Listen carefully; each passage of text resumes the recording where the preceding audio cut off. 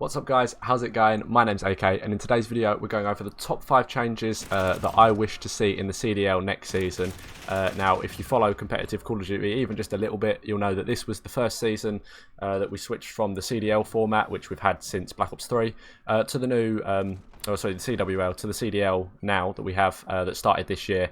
And safe to say, for a variety of reasons, it hasn't been the best. Obviously some out of control, like coronavirus, can't really do much about that, but there have been things that they could have done stuff about that personally, and I think a lot of people would agree, haven't been done as good as they could have. So here's my top 5 suggestions, I guess, for the league on things that I wish to see next year that hopefully should make next year better than this year. Now, with the leak of the name that came yesterday, as of recording this video, as when it come up, it might be a few days after, but yeah, the name was supposedly leaked as Call of Duty Black Ops Cold War. Now, whether that is the final name or not, I don't know, but it gives us a sort of, I guess it sort of confirms the ideas that people had before. We were expecting a Cold War game, or that sort of time period at least, and that's what we have. It says Black Ops, so potentially a continuation of the Black Ops series. Maybe not, maybe that's just a current placeholder name, yeah, not too sure. But I guess because of that, I wanted to discuss some of the things that I think should be introduced into the CDL for the 2020 and 2021 season. Now, first, as sort of like an honourable mention, I guess, is 4v4. I put it as an honourable mention because it's not going to happen. It physically isn't possible, I don't think, to move from a 5v5 to a 4v4 league. Now, personally, I'm not too worried about this one, but certainly on the competitive COD Reddit, it's one that people do talk about a lot, and people essentially want to move back to 4v4. They said the game just works better in 4v4. That's quite a lot of people's opinions. As I said, personally, I don't mind 5v5. I guess it works quite well, but I put it in there as honourable because there's no way that it could do it. Having started with 5v5 this season, there's no way that every team can drop a player. I mean, they've already got enough subs as it is, and the subs, well, I mean, if you follow Sensor, you'll know that the subs don't do very much. So having another sub, well, yeah, it's not really going to work out. So I put that in as an honourable mention, but that doesn't count as one of the 5. Okay, so coming in at the number 1 spot is a good third mode. No more domination. Well, personally, and I would agree a lot of people would agree with this. Domination is boring. Like, it's really boring. It's fancy public matches, and it's not really a competitive game mode, especially in Modern Warfare, with the spawns being as broken as they are. Domination is very boring to watch.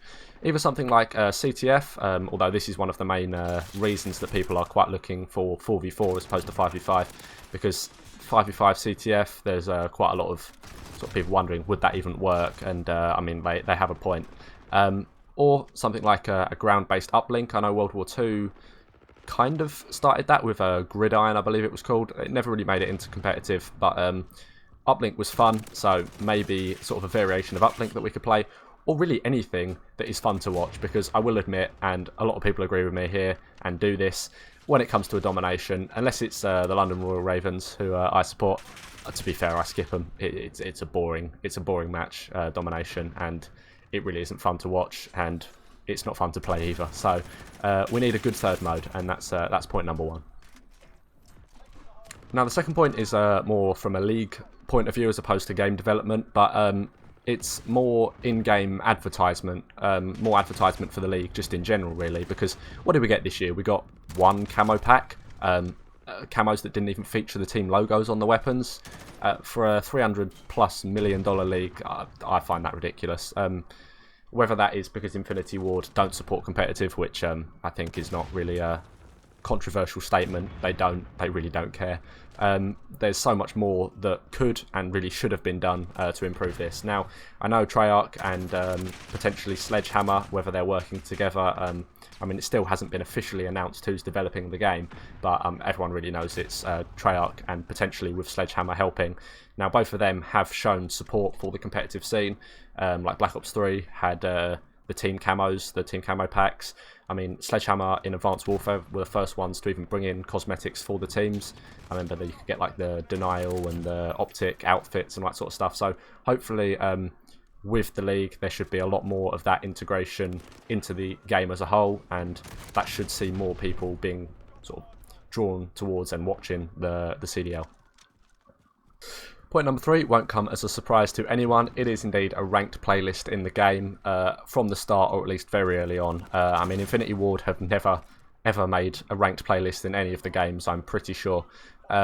Whereas Sledgehammer and Treyarch do. So it's something I'm expecting to see, but something from the start preferably, as opposed to 3/4 of the way through the season like they did in Black Ops 4. I don't know whether it was quite that late, but you get what I mean. Like, by the time it comes out, people don't really want to play it very much. And a proper ranked system, not how it was in Black Ops 4 with the weird leveling up, and something where you can compare yourself to other players and really determine how good you are in the ranked playlist.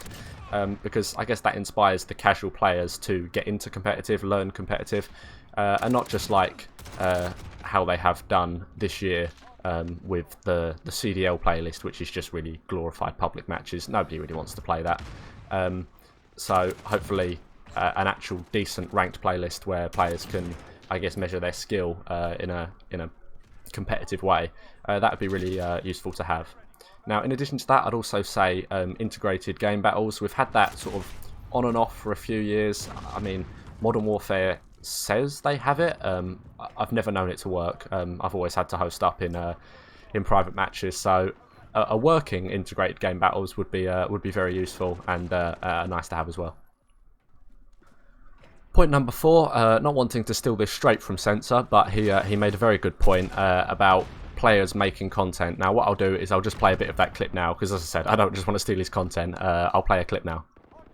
COD content. Make COD content, get views like Octane.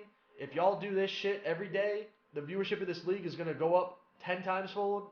You're going to make more money in your contracts. If nobody does what Octane's doing, or what I want to do, or what Scump does, this league is going to go to shit and nobody's going to have anything. And you're all going to be looking for real jobs. That's just the reality of the situation. So, personally, I think he's made a very good point there. Players do need to start making content, just YouTube content, because that is really where I guess the Call of Duty community is. Quite a lot of the public match community, I'd sort of classify them as people that don't really know much about or play competitive. They're the potential audience. They're Call of Duty players. They would be the people that a competitive scene would be interesting to. So being able to reach these people through content creation or streaming is quite important, and I think it's good for both players and the league, because if a player has a large following on Twitch or YouTube or wherever they want to make their videos, that will help them in sort of being able to, I guess, make they're worth more to a team because they have more fans, and so then that will increase their salaries or the amount that they should be paid because of bringing that to the team. So it works both ways. So I guess players making content is the 4th point. Last but certainly not least is more advertisement, focus and recognition really for the Challengers League. Now it's so important for up and coming talent just to be able to have a place where they can be seen and play well. And yeah, the Challengers League is there. Does it get the amount of, I guess, viewership and advertisement as I think it should? Definitely not. I mean, I turn 18 next year, so I can start competing as well. So that's something I'm quite looking forward to being able to do. But I think the Challengers League, it's missing something, and I think it needs more advertisement and yeah, just more recognition from the league. Also, I'd say with teams having put up $25 million to join, I think teams that don't have an academy team in the Challengers League is a bit ridiculous, really. I know London does, and there might be a few other teams that do. I'm not too sort of informed about the US Challenger scene. I don't really follow it too much, but I know definitely in the UK side or the European side, London does have an academy team, and I think it's just so important because these teams have paid so much to join the league that if they don't have an academy, a way of bringing up new players, they're going to fall off. And I mean, the prizing has recently been announced for champs this year, and 11th and 12th place, they get nothing. So not being able to, I guess, field a good team is now going to be quite detrimental to these companies that have paid so much to join. And if they're not being able to constantly bring up the best new players, they're going to fall down, and then they're not going to make their money back. So I think it is in the interest of both the players who want to, I guess, come up and join the scene, and also the companies that are, I guess, paying for these players, to want to bring up the best that they can in order to not place last and to make money at these events. I think first prize is something like 2 million, but yeah, that's quite important. And I mean, you see it all the time in, I guess, regular sports like football. They all have academies, and even in esports, League of Legends, pretty much every big League of Legends team has an academy as well that brings up new players. And I think this is something that a lot of the challenger scene is missing. So that's something I'd like to see, I guess, improved next season. But yeah, so that's my top 5 points. Let me know what you thought of them. If there's anything that you would change or you disagree with, let me know down in the comment section. And I mean, I don't have that many fans, so I'll give them a read. So yeah, thanks for watching. Hopefully you guys enjoyed the video. If you did, be sure to like, comment, and subscribe. And I'll catch you all soon.